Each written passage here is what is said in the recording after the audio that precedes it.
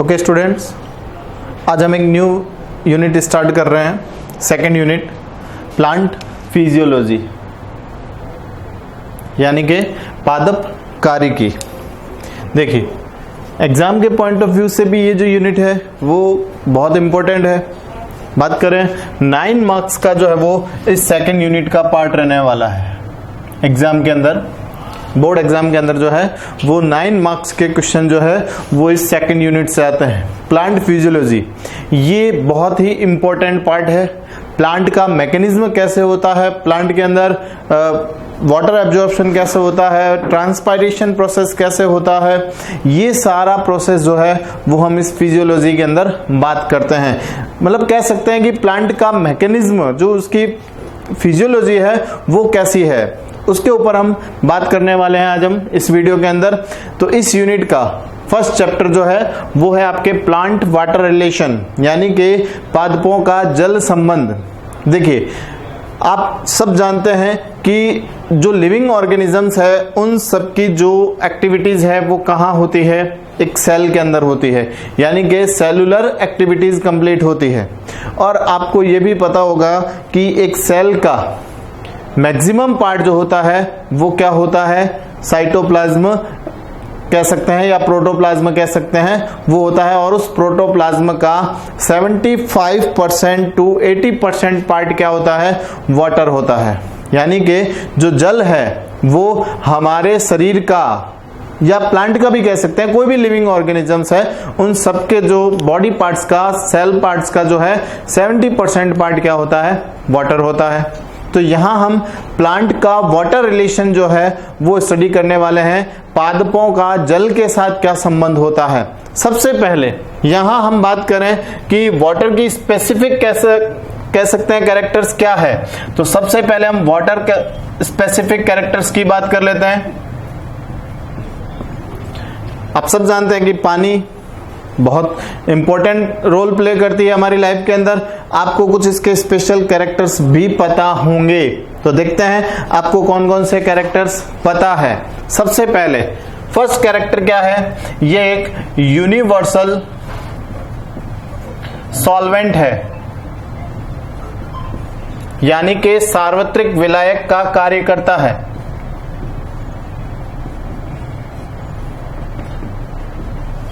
देखिए, विलायक या सॉल्वेंट क्या है, देखिए एक ऐसा सब्सटेंस जो किसी भी चीज को अपने अंदर डिसॉल्व करने की कैपेसिटी रखता है उसको हम बोलते हैं सॉल्वेंट यानी कि विलायक। जो किसी भी चीज को अपने अंदर घोलने की क्षमता रखता है उसे कहा जाता है सॉल्वेंट। तो जो पानी है वो क्या है, यूनिवर्सल सॉल्वेंट होता है यानी कि सार्वत्रिक विलायक का काम करता है। सेकंड, 4 डिग्री सेंटीग्रेड पर, जो 4 डिग्री सेंटीग्रेड टेम्परेचर होगा इसके ऊपर जो वाटर है वो अपनी हाई डेंसिटी के अंदर रहता है।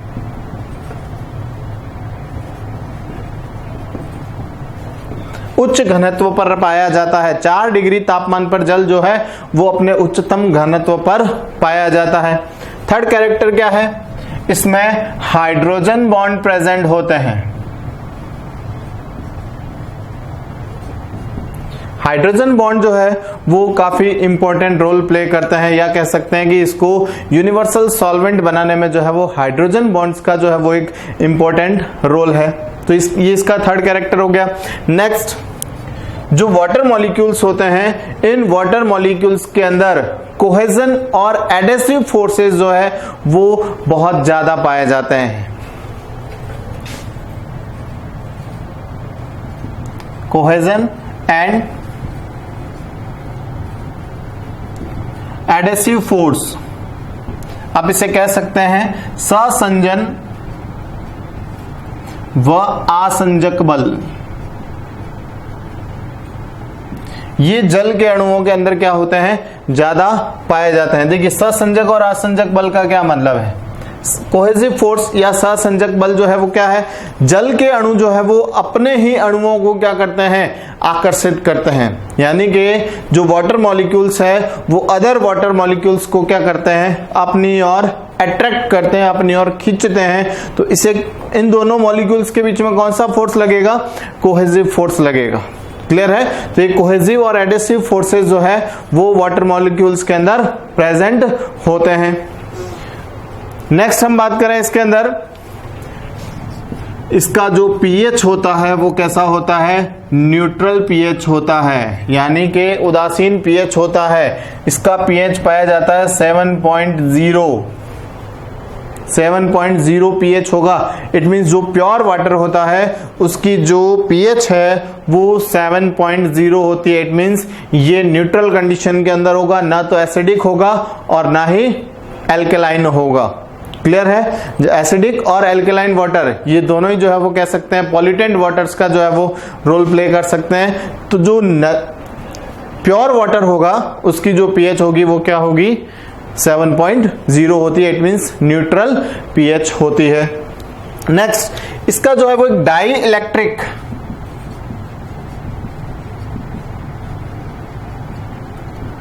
कांस्टेंट होता है, यानी कि डाई इलेक्ट्रिक स्थिरांक जो है वो पाया जाता है जल के अणुओं का। तो ये कुछ स्पेशल कैरेक्टर्स है जो वाटर से रिलेटेड होंगे। फर्स्ट क्या है? ये यूनिवर्सल सॉल्वेंट है, किसी भी चीज को जो है वो अपने अंदर क्या कर सकता है? डिसॉल्व कर सकता है। सेकंड, 4 डिग्री सेंटीग्रेड टेम्परेचर पर जो है ये अपनी हाई डेंसिटी के अंदर क्या होता है? प्रेजेंट होता है। और इसके अंदर हाइड्रोजन बॉन्ड्स प्रेजेंट होते हैं। देखिए हाइड्रोजन बॉन्ड्स जैसे कि आपने देखा होगा H2O, water formula is H2O। तो यहां पर 2 hydrogen bond, 1 oxygen, 2 hydrogen molecules 1 oxygen के मॉलिक्यूल्स के साथ में क्या होते हैं? अटैच होते हैं। तो हाइड्रोजन बॉन्ड्स जो है वो इनके अंदर प्रेजेंट होते हैं। Next, cohesion and adhesive forces जो है वो इसके अंदर प्रेजेंट होते हैं। इसकी जो पीएच है वो 7.0, इट मींस न्यूट्रल होती है। और डाई इलेक्ट्रिक कांस्टेंट जो है वो इनके मॉलिक्यूल्स के अंदर क्या होता है? प्रेजेंट होता है। नेक्स्ट, एक और बात कर सकते हैं कि ये तीनों स्टेजेस के अंदर प्रेजेंट हो सकता है। लाइक एज वाटर जो है वो सॉलिड कंडीशन के अंदर प्रेजेंट हो सकता है, लिक्विड कंडीशन के अंदर प्रेजेंट हो सकता है और गैसेस कंडीशन के अंदर प्रेजेंट हो सकता है। Like as ice solid condition के अंदर है और लिक्विड यानी कि जो वाटर होगा वो लिक्विड फॉर्म के अंदर प्रेजेंट होगा और जो वेपर होगी यानी कि जो वाष्प होती है वो गैसेस फॉर्म के अंदर प्रेजेंट होती है। बट तीनों ही कंडीशन के अंदर इसका जो केमिकल फॉर्मूला है वो सेम रहने वाला है, H2O ही रहने वाला है। क्लियर है? तो ये कुछ वाटर मॉलिक्यूल्स की स्पेशल कैरेक्टर्स जो है वो हमने यहां पर डिस्कस किए हैं। तो नेक्स्ट हम बात करते हैं plant water relation. Plant water relation के अंदर हम बहुत सारे टॉपिक्स जो है वो यहां पर डिस्कस करेंगे, लाइक एज डिफ्यूजन, परमेबिलिटी, ऐसे बहुत सारे टॉपिक्स जो है वो हम यहां पर डिस्कस करने वाले हैं। लाइक एज डिफ्यूजन हो गया, परमेबिलिटी हो गई, इम्बाइबेशन है। तो ये सब वाटर से रिलेटेड जो भी टॉपिक है वो यहां हम डिस्कस करने वाले हैं। सबसे पहला टॉपिक मैं स्टार्ट कर रहा हूं, डिफ्यूजन, यानी कि विसरण। नाम सुना होगा आपने, विसरण क्या होता है? देखिए कोई भी सब्सटेंस जो है उसके मॉलिक्यूल्स जो है वो अपने high concentration to low concentrations move करते हैं। तो इस प्रोसेस को क्या बोला जाता है? डिफ्यूजन बोला जाता है। अब सब्सटेंस कोई भी हो सकता है, सॉलिड हो सकता है, लिक्विड हो सकता है, गैसेस कंडीशन के अंदर हो सकता है। तो आप समझ गए होंगे इस बात को कि कोई भी सब्सटेंस के मॉलिक्यूल जो है वो high concentration to low concentrations move करते हैं। इस प्रोसेस को बोला जाता है विसरण या डिफ्यूजन। समझ में आ रही है बात? जैसे कि आप इसको एग्जाम्पल के थ्रू समझें कि हमने एक बंद कमरे के अंदर जो है वो एक अमोनिया की बोतल को जो है वो खोल दिया। जैसे ही अमोनिया की बोतल को खोलेंगे, अमोनिया की स्मेल जो है वो पूरे कमरे के अंदर क्या हो जाएगी? फैल जाती है। तो हाई कंसंट्रेशन कहाँ है? बोतल के अंदर। अमोनिया की जो हाई कंसंट्रेशन है वो बोतल के अंदर होगी और जैसे ही आप उस बोतल को ओपन करते हैं वो high concentration to low concentration यानी कि पूरे कमरे के अंदर जो है वो धीरे धीरे फैल जाती है। तो ये क्या है? डिफ्यूजन प्रोसेस कहलाता है। आप एग्जांपल समझिए, जैसे कि आपने कह सकते हैं कि बंद कमरे के एक कोने के अंदर जो है वो आपने सेंट स्प्रे किया है, जैसे आप सेंट स्प्रे करेंगे उस सेंट की जो स्मेल है वो पूरे कमरे के अंदर क्या हो जाती है, डिफ्यूज हो जाती है, यानी कि विसरित हो जाती है। तो सब्सटेंस मॉलिक्यूल जो है वो अपने high concentration to low concentration move करते हैं। इस प्रोसेस को क्या बोला जाता है, विसरण यानी कि डिफ्यूजन प्रोसेस कहा जाता है। अब ये जो डिफ्यूजन प्रोसेस है ये जो है वो सॉलिड के अंदर भी प्रेजेंट होता है, लिक्विड के अंदर भी प्रेजेंट होता है और गैसेस के अंदर भी प्रेजेंट होता है। बट रेट ऑफ डिफ्यूजन जो है वो इन तीनों सब्सटेंस के अंदर क्या होती है, डिफरेंट होती है। देखिए इधर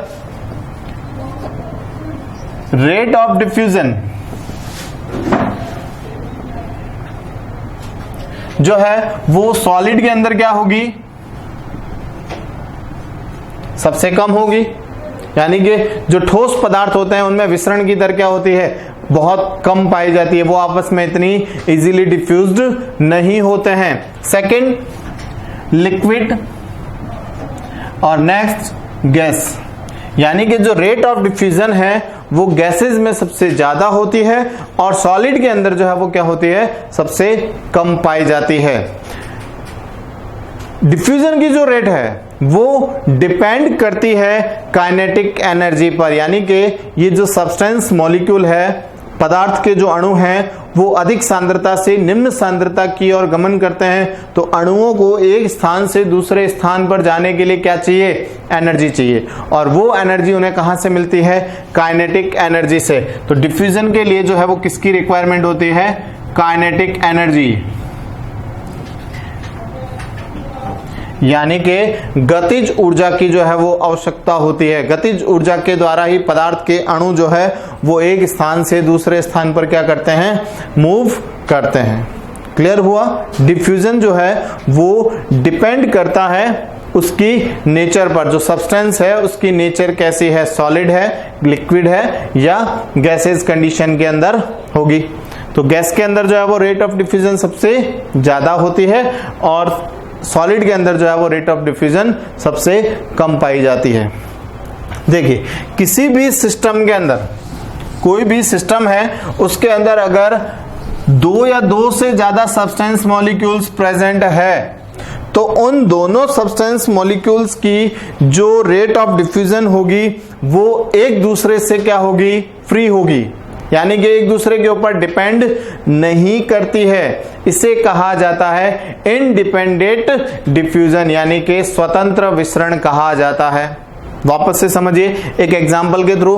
हमारे पास में एक सिस्टम है, इस सिस्टम के अंदर हमने क्या रखा है, एक हाई कंसंट्रेट शुगर सॉल्यूशन रखा है।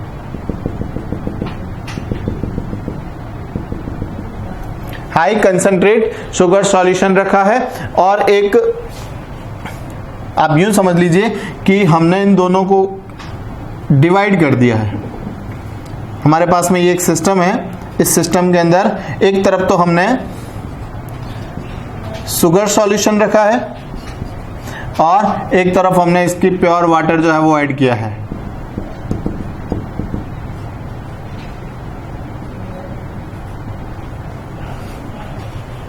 ये हमारे पास में एक सिस्टम है, इस सिस्टम के अंदर हमारे पास में दो डिफरेंट सब्सटेंस मॉलिक्यूल जो है वो प्रेजेंट है। एक तरफ तो high concentrated sugar solution present है और दूसरी तरफ जो है वो प्योर वाटर प्रेजेंट है। जब इन दोनों के बीच का बैरियर हटा दें, इन दोनों के बीच का बैरियर अगर हम हटा दें तो ये जो दोनों मॉलिक्यूल्स हैं ये क्या होंगे, एक दूसरे की ओर मूव करेंगे, यानी कि जो शुगर मॉलिक्यूल्स है वो वाटर मॉलिक्यूल्स की तरफ, यानी कि वाटर की तरफ जो है वो मूव करेंगे और वाटर मॉलिक्यूल जो है वो शुगर सॉल्यूशन की ओर क्या करेंगे, मूव करेंगे। यानी कि इन दोनों सब्सटेंस के मॉलिक्यूल जो है वो एक दूसरे से क्या है, फ्री है, एक दूसरे की प्रेजेंस से उनको कोई भी इफेक्ट नहीं होता है। तो इसे कहा जाता है इंडिपेंडेंट डिफ्यूजन। बात समझ में आ रही है। किसी भी निकाय में दो या दो से अधिक पदार्थ के अणुओं की गति जो है वो एक दूसरे से क्या होती है, स्वतंत्र होती है, एक दूसरे के ऊपर डिपेंड नहीं करती है। इसे कहा जाता है इंडिपेंडेंट डिफ्यूजन।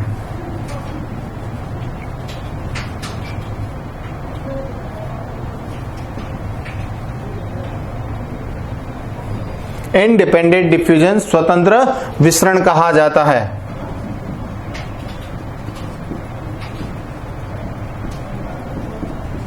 इसका एक और एग्जांपल आप देख सकते हैं, जैसे कि प्लांट सेल के अंदर जो है वो ऑक्सीजन भी प्रेजेंट होती है, कार्बन डाइऑक्साइड भी प्रेजेंट होती है, और कह सकते हैं कि वेपर भी प्रेजेंट होती है।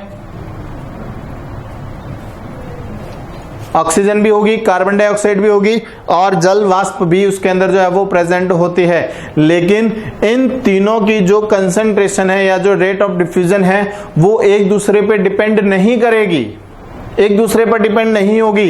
लाइक इस बात करें कि अगर प्लांट को ऑक्सीजन डेफिशिएंसी है, ऑक्सीजन की कमी है, तो वो CO2 से जो है वो डिपेंडेंट नहीं करेगी। जैसे ही सेल के अंदर ऑक्सीजन डेफिशिएंसी होगी वो इनटेक कर लेती है, या कह सकते हैं कि CO2 कंसंट्रेशन ज्यादा होगी तो वो बाहर की ओर जो है वो एक्सेल कर दी जाती है। तो इन सब्सटेंस की जो प्रेजेंस है वो एक दूसरे से क्या है, इंडिपेंडेंट होती है। तो इसे कहा जाता है इंडिपेंडेंट डिफ्यूजन, यानी कि स्वतंत्र विसरण कहा जाता है। अब देखिए, जो रेट ऑफ डिफ्यूजन है उसको कौन कौन से फैक्टर जो है वो अफेक्ट करते हैं। फैक्टर अफेक्टिंग ऑफ डिफ्यूजन,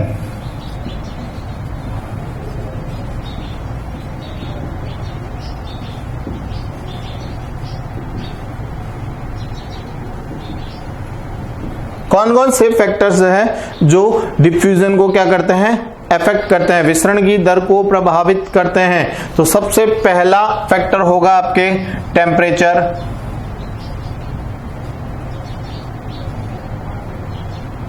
तापमान जो है वो विसरण की दर को क्या करता है, प्रभावित करता है। जैसे अगर टेम्परेचर ज्यादा होगा तो रेट ऑफ डिफ्यूजन भी क्या होगी, हाई होगी, और अगर लो टेम्परेचर है तो ऐसी कंडीशन में रेट ऑफ डिफ्यूजन क्या होगी, डिक्रीज होती है। तो इसे आप कह सकते हैं कि rate of diffusion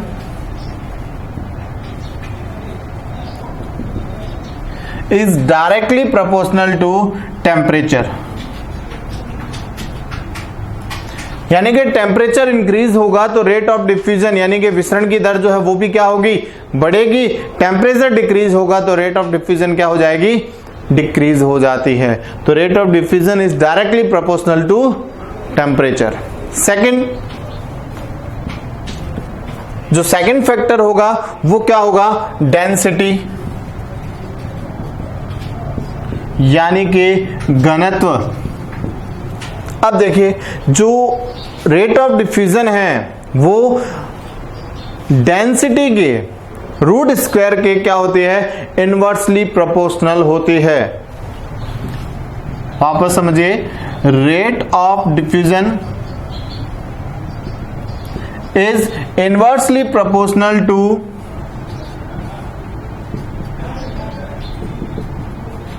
root square of density, यानी कि घनत्व के वर्गमूल के व्युत्क्रमानुपाती होती है। मतलब क्या है इसका, देखिए इसका मतलब है कि अगर सब्सटेंस मॉलिक्यूल्स का साइज बड़ा होगा तो रेट ऑफ डिफ्यूजन क्या हो जाएगी, डिक्रीज हो जाती है। इस डेंसिटी का मतलब यह हुआ कि अगर किसी भी पदार्थ के अणुओं का आकार बड़ा है, साइज बड़ा होगा, तो ऐसी कंडीशन में रेट ऑफ डिफ्यूजन क्या हो जाती है, डिक्रीज हो जाती है, कम हो जाती है। क्लियर है, यानी कि मॉलिक्यूल्स का साइज जितना छोटा होगा तो रेट ऑफ डिफ्यूजन उतनी ही हाई हो जाती है। क्लियर है, तो डेंसिटी जो है वो ऐसे अफेक्ट करती है डिफ्यूजन को। थर्ड, प्रेशर, यानी कि दाब। तो रेट ऑफ डिफ्यूजन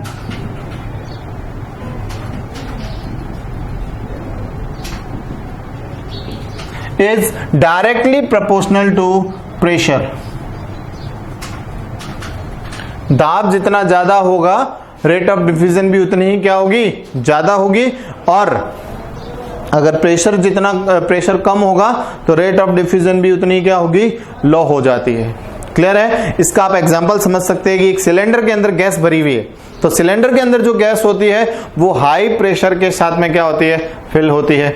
जैसे ही उस प्रेशर को हटाएंगे प्रेशर कम करेंगे या कह सकते हैं कि उसके ऊपर और प्रेशर बढ़ाएंगे तो रेट ऑफ डिफ्यूजन जो है वो क्या हो जाएगी, ज्यादा हो जाती है। जैसे उसका आप जैसे वॉल जो है वो प्रेस करेंगे तो उसमें से जो गैस होगी वो बहुत जल्दी जो है वो स्प्रेड हो जाती है, बिकॉज प्रेशर ज्यादा है। सिलेंडर के अंदर जो है वो प्रेशर ज्यादा है। एक स्प्रे बॉटल होती है, स्प्रे बॉटल को जैसे ही आप जो है वो प्रेस करते हैं उसके अंदर जो भी मॉलिक्यूल्स प्रेजेंट है वो बहुत जल्दी जल्दी क्या होते हैं, स्प्रेड होना स्टार्ट हो जाते हैं, बिकॉज बॉटल के अंदर जो है वो प्रेशर क्या है, ज्यादा है। तो रेट ऑफ डिफ्यूजन जो है वो प्रेशर्स के डायरेक्टली प्रोपोर्शनल होती है। Next, medium.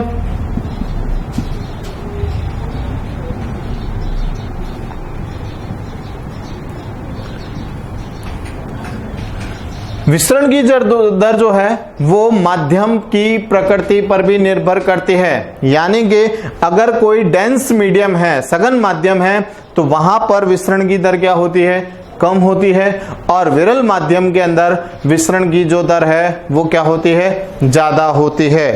डेंस और रेयर मीडियम के अंदर जो है वो रेट ऑफ डिफ्यूजन क्या होगी, अलग अलग होगी। डेंस मीडियम के अंदर रेट ऑफ डिफ्यूजन लो हो जाती है और रेयर मीडियम के अंदर रेट ऑफ डिफ्यूजन क्या हो जाती है, बढ़ जाती है। ठीक है, तो ये 4 फैक्टर्स जो है वो रेट ऑफ डिफ्यूजन को क्या करते हैं, अफेक्ट करते हैं। क्लियर हुआ?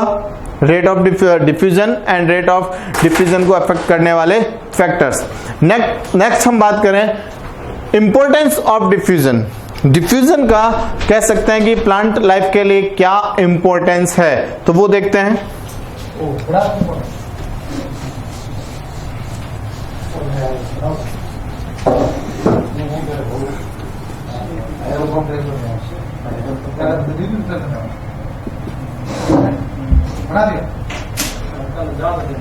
Significance of diffusion.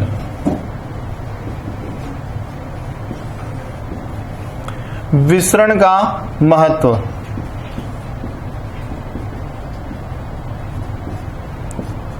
First significance क्या है, देखिए प्लांट बॉडी के अंदर, प्लांट सेल के अंदर जो है वो गैसेज एक्सचेंज जो है वो इस डिफ्यूजन के थ्रू ही होता है। तो प्लांट के लिए गैसेज एक्सचेंज का जो प्रोसेस है वो किसके थ्रू होगा, डिफ्यूजन के थ्रू होगा। तो कह सकते हैं gases exchange in plant cell. Clear है? तो गैसेज एक्सचेंज करने में जो है वो डिफ्यूजन इंपॉर्टेंट रोल प्ले करेगा। सेकंड, ट्रांसपायरेशन, यानी कि जो वाष्पोत्सर्जन की दर है वो भी किसके द्वारा होती है, विसरण के द्वारा होती है। ट्रांसपायरेशन जो प्रोसेस है वो भी किसके थ्रू होगा, डिफ्यूजन के थ्रू होता है, विसरण के द्वारा होता है। नेक्स्ट,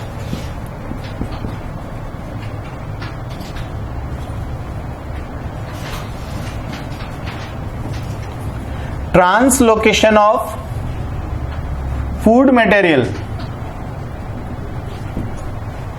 खाद्य पदार्थों का स्थानांतरण प्लांट बॉडी के अंदर एक जगह से दूसरी जगह पर जो फूड मटेरियल का ट्रांसलोकेशन है वो भी किसके थ्रू होता है, डिफ्यूजन के थ्रू होता है। जैसे कि बात करते हैं जो ग्रीन लीव्स होती है, हरी पत्तियां जो होती है, वो फोटोसिंथेसिस प्रोसेस के थ्रू क्या बनाती है, फूड प्रोडक्ट्स बनाती है, और उस फूड प्रोडक्ट्स को होल प्लांट बॉडी के अंदर सप्लाई किया जाता है किसके थ्रू, डिफ्यूजन के थ्रू। यानी कि जो वो फूड मटेरियल है वो डिफ्यूजन के थ्रू ही जो है वो होल प्लांट बॉडीज के अंदर क्या होगा, ट्रांसलोकेट होता है। Next, translocation of minerals.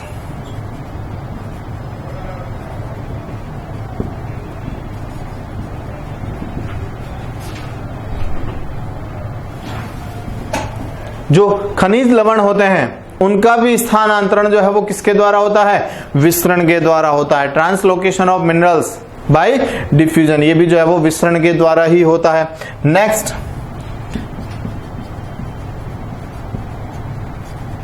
Translocation of hormones.